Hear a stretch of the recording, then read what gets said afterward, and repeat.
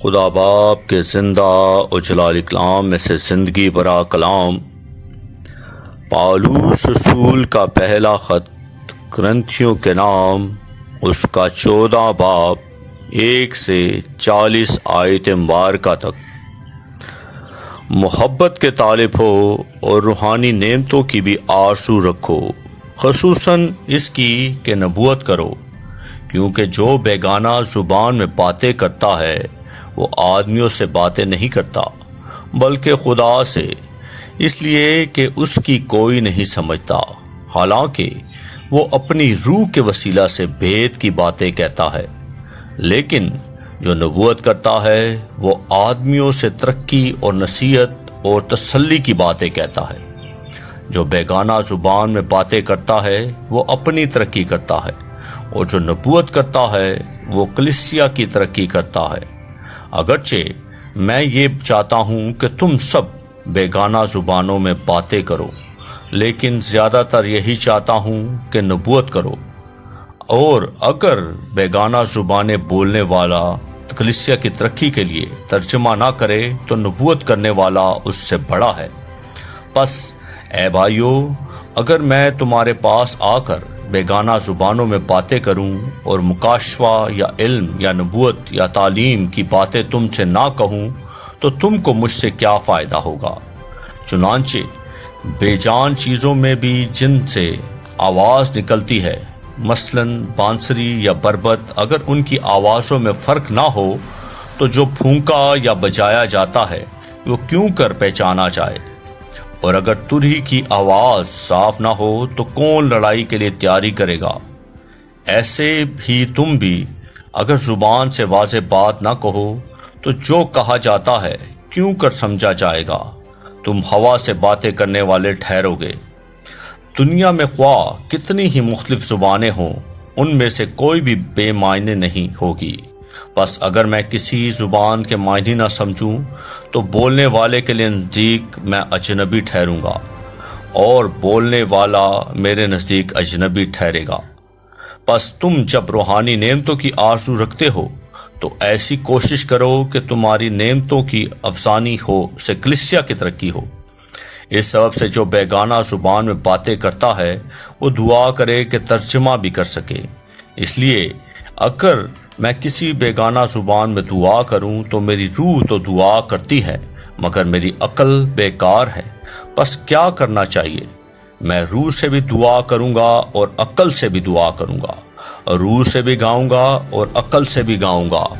ورنہ اگر تو روح ہی سے حمد کرے گا تو ناواقف آدمی تیری شکر گزاری پر آمین کیوں کر کہے گا؟ اس لیے کہ وہ نہیں جانتا کہ تو کیا کہتا ہے۔ تو بے شک اچھی طرح سے شکر کرتا ہے مگر دوسرے کی ترقی نہیں ہوتی۔ میں خدا کا شکر کرتا ہوں کہ تم سب سے زیادہ زبانیں بولتا ہوں، لیکن کلیسیا میں بیگانہ زبان میں 10,000 باتیں کہنے سے مجھے زیادہ پسند ہے کہ اوروں کی تعلیم کے لیے 5 ہی باتیں عقل سے کہوں۔ اے بھائیو، تم سمجھ میں بچے نہ بنو، بدی میں تو بچے رہو مگر سمجھ میں جوان بنو۔ توریت میں لکھا ہے کہ خداوند فرماتا ہے، میں بیگانہ زبان اور بیگانہ ہونٹوں سے اس امت سے باتیں کروں گا تو بھی وہ میری نہ سنیں گے۔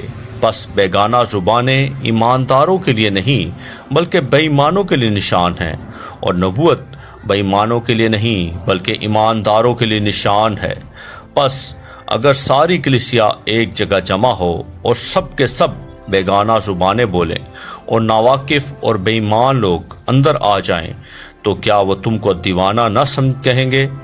لیکن اگر سب نبوت کریں اور کوئی بے ایمان یا ناواقف اندر آ جائے تو سب اسے قائل کر دیں گے اور سب اسے پرکھ لیں گے اور اس کے دل کے بھید ظاہر ہو جائیں گے۔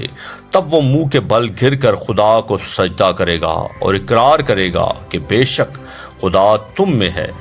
پس اے بھائیو، کیا کرنا چاہیے؟ جب تم جمع ہوتے ہو تو ہر ایک کے دل میں مزمور یا تعلیم یا مکاشفہ یا بیگانہ زبان یا ترجمہ ہوتا ہے۔ سب کچھ روحانی ترقی کے لیے ہونا چاہیے۔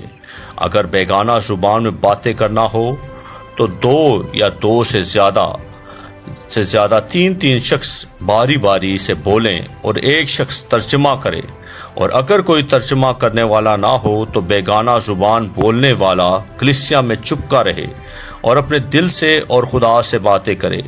نبیوں میں سے 2 یا 3 بولیں اور باقی ان کے کلام کو پرکھیں، لیکن اگر دوسرے پاس بیٹھنے والے پر وہی اترے تو پہلا خاموش ہو جائے، کیونکہ تم سب کے سب ایک ایک کر کے نبوت کر سکتے ہو، تاکہ سب سیکھیں اور سب کو نصیحت ہو۔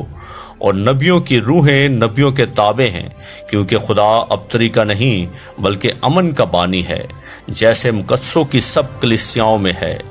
عورتیں کلیسیا کے مجمع میں خاموش رہیں، کیونکہ انہیں بولنے کا حکم نہیں بلکہ تابع رہیں، جیسے توریت میں بھی لکھا ہے۔ اور اگر کچھ سیکھنا چاہیں تو گھر میں اپنے اپنے شوہر سے پوچھیں، کیونکہ عورت کا کلیسیا کے مجمع میں بولنا شرم کی بات ہے۔ کیا خدا کا کلام تم میں سے نکلا ہے یا صرف تم ہی تک پہنچا ہے؟ اگر کوئی اپنے آپ کو نبی یا روحانی سمجھے تو یہ جان لے کہ جو باتیں میں تمہیں لکھتا ہوں وہ خداوند کے حکم ہیں، اور اگر کوئی نہ جانے تو نہ جانے۔ بس اے بھائیو، نبوت کرنے کی آرزو رکھو اور زبانیں بولنے سے منع نہ کرو، مگر سب باتیں شائستگی اور کرینے کے ساتھ عمل میں آئیں۔ آمین۔ کلام کے پڑھے اور سنے جانے پر خداوند کی برکت ہو، خداوند کا شکر ہو۔ آمین۔ اس زندہ اور جلالی کلام کو زیادہ سے زیادہ شیئر کریں تاکہ لوگ سن کر برکت پائیں۔ آمین۔